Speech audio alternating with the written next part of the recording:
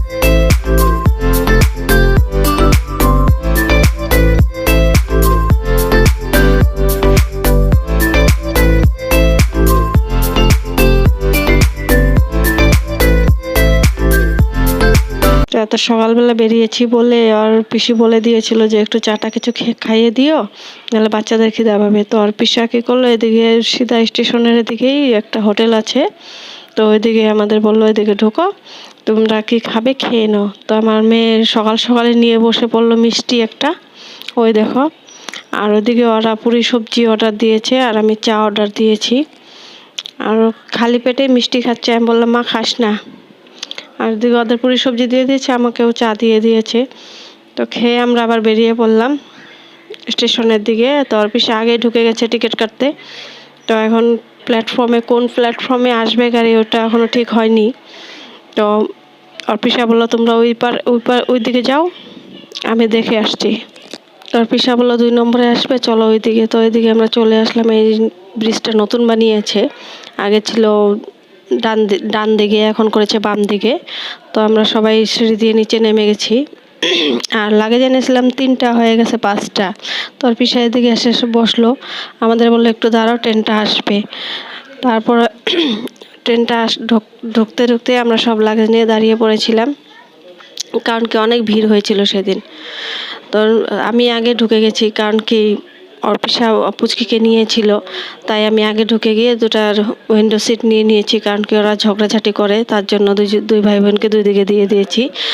আর এদিকে অর্পিসা চলে গেছে আমাদের ট্রেনে উঠিয়ে, আর ওই পুচকি উপরে বসিয়ে দিয়েছিল অর্পিসা, তো উপরে বসে এনজয় করছে। তারপরে আমি বললাম মা তুই নিচে নেমে আস। বললো যে না মা, আমি উপরে একটু থাকবো। তারপরে আমি বললাম ঠিক আছে তুই থাক। আর এদিক দিয়ে দেখো বাইরের দৃশ্যগুলো কি সুন্দর লাগছে দেখতে।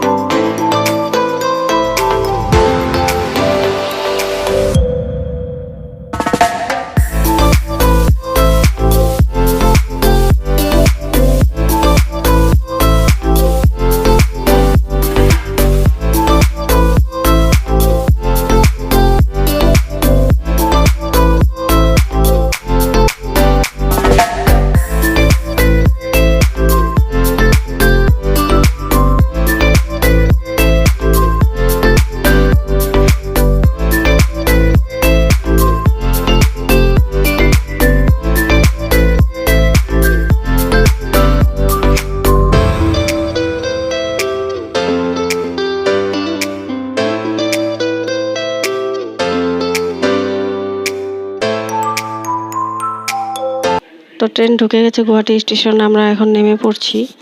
আর এইদিকে দেখো তোমার লিফটের জায়গাটাতে অনেক ভিড়। মেয়ে বলল মা আমি এখানে এইটাতে যাব। আমি বললাম না মা অনেক ভিড়, সিঁড়ি দিয়েই চলো। তারপর ওকে নিয়ে সিঁড়ি দিয়ে গেলাম, দেখো সিঁড়ির মতো কত ভিড়। তো এদিক দিয়ে নেমে আসলাম, ভাবলাম যে এদিকে সেটা পাবো, বাসটা পাবো। তো বাসটা আছে কি না ওইটাই ভাবতে ভাবতে হাঁটছি। তো বাস তো পেলাম না, তো ট্রেকারে উঠে গেলাম। তো পিছনের সিটটা পুরো নিয়ে নিলাম। ট্রেনটা একটু লেট করেছে, তাই আমাদের ঘরে পৌঁছতে পৌঁছতে 11:30 বেজে গেছে। আর ওরা আমাদের জায়গায় আসেনি, ওরা আমাদের একটু আগে নামিয়ে দিয়েছে ট্রেকারে। ওই যে আমরা নেমে গেছি।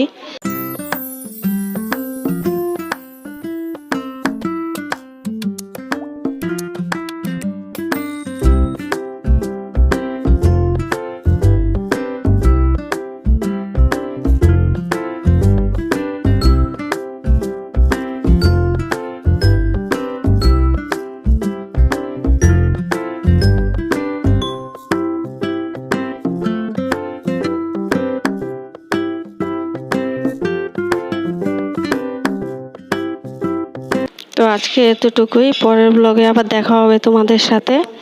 তো কমেন্টে জানাবে, লাইক করবে, সাবস্ক্রাইব করবে, খুব ভালো লাগবে আমার।